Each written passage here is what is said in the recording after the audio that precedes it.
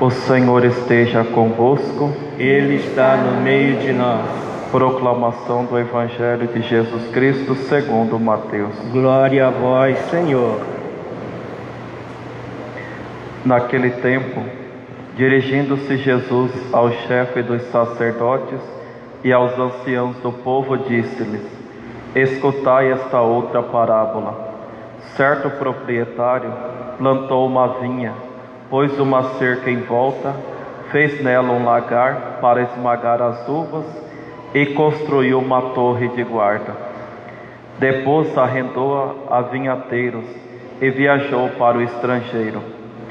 Quando chegou o tempo da colheita, o proprietário mandou seus empregados aos vinhateiros para receber seus frutos. Os vinhateiros, porém, agarraram os empregados, espancaram um, mataram a outro e ao terceiro apedrejaram. O proprietário mandou de novo outros empregados, em maior número do que os primeiros, mas eles os trataram da mesma forma. Finalmente, o proprietário enviou-lhes o seu filho, pensando: ao meu filho eles vão respeitar.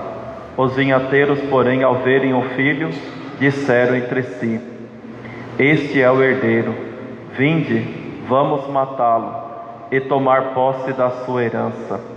Então agarraram o filho, jogaram-no para fora da vinha e o mataram. Pois bem, quando o dono da vinha voltar, o que fará com esses vinhateiros? Os sumos sacerdotes e os anciãos do povo responderam: com certeza mandará matar de modo violento esses perversos e arrendará a vinha a outros vinhateiros, que lhe entregarão os frutos no tempo certo. Então Jesus lhe disse: vós nunca leste nas Escrituras: a pedra que os construtores rejeitaram tornou-se a pedra angular? Isto foi feito pelo Senhor e é maravilhoso aos nossos olhos. Por isso eu vos digo: o reino de Deus vos será tirado e será entregue a um povo que produzirá frutos. Os sumos sacerdotes e os fariseus ouviram as parábolas de Jesus e compreenderam que estavam falando deles.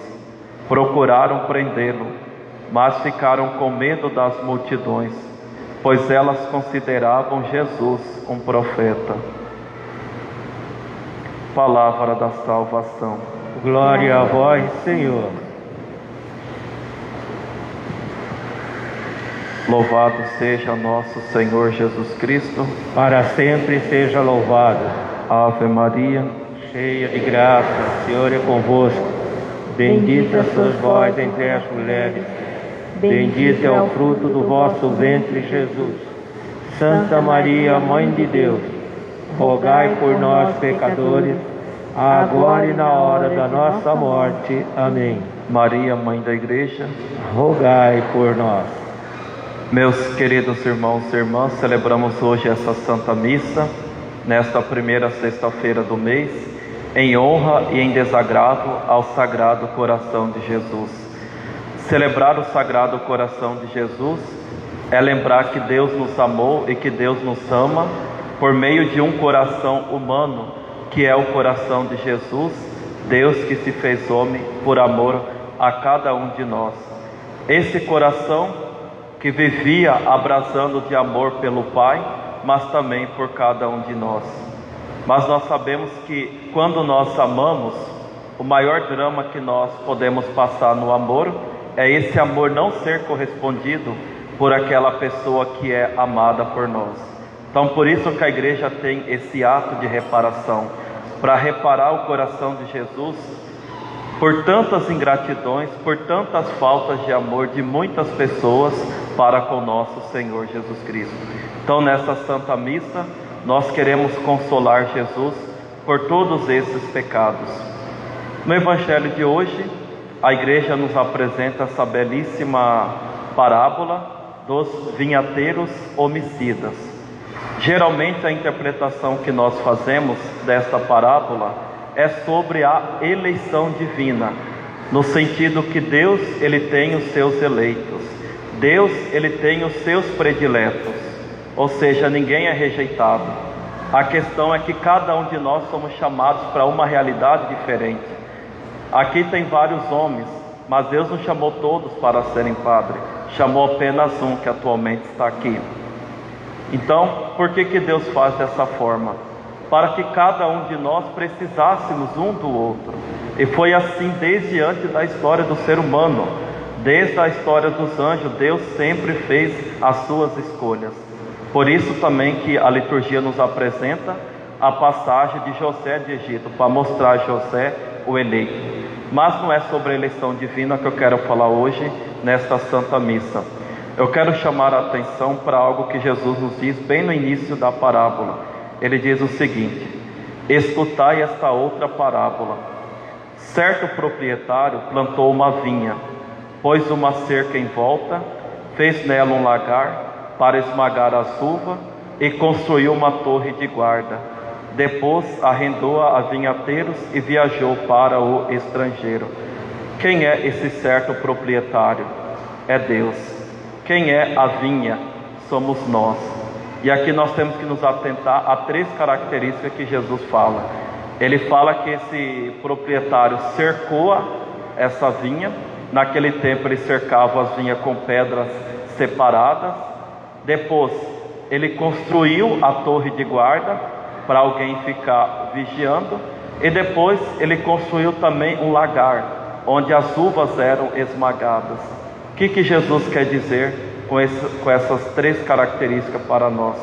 Primeiro, que nós também precisamos de proteção. E essa proteção, essa cerca, é a nossa vida de oração.